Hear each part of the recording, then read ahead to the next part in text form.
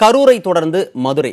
இங்கு நேற்று மழை பெய்தாலும் கூட இன்று வெயில் வாட்டி எடுக்கிறது. அது குறித்த தகவல்களை தருகிறார் நமது செய்தியாளர் நாகேந்திரன். மதுரை மாவட்டத்தில் இந்த கோடை வெயிலானது கடந்த ஆண்டை காட்டிலும் இந்த ஆண்டு சற்று அதிகரித்தே உள்ளது. இதனால் மக்கள் மிகுந்த சிரமங்களை சந்தித்து வருகின்றனர்.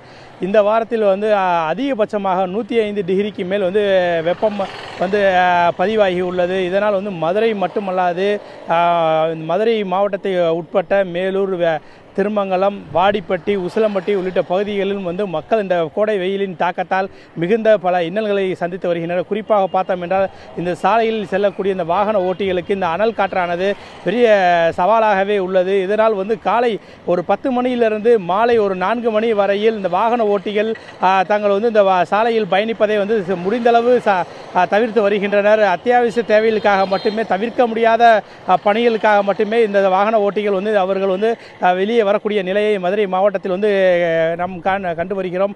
குறிப்பாக பார்த்தோம் என்றால் இவர்கள் இந்த கோடை வெயிலின் தாக்கத்தால் தாக்கு பிடிக்க முடியாமல் இளநீர் மற்றும் தண்ணீர், பழம், கூழ் உள்ளிட்ட அந்த நீர் ஆகாரங்களை அவர்கள் பருகினாலும் அவர்கள் சற்று நேரத்திற்கு தான் அது அவர்களுக்கு ஒரு புத்துணர்ச்சி கொடுப்பதாகவும், சிறிது நேரத்தில் உடல் சோர்வு ஏற்பட்டு அவர்கள் உடல் களைப்படைவதாக அவர்கள் தெரிவித்து வருகிறார்கள்.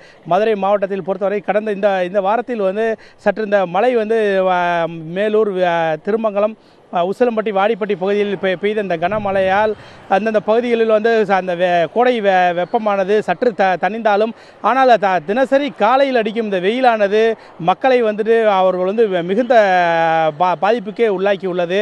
மேலும் குறிப்பாக இந்த வாகன ஓட்டிகள் அவர்கள் தலையில் துண்டுகளையோ, பெண்கள் அவர்களது துப்பட்டாக்களையோ அணிந்து கொண்டுதான் செல்ல வேண்டிய இந்த சூழ்நிலைக்கு மதுரை மாவட்டத்தில் உள்ள மக்கள் தள்ளப்பட்டுள்ளனர். புதிய தலைமுறைக்காக ஒளிப்பதிவாளர் தினேசுடன் நாகேந்திரன்.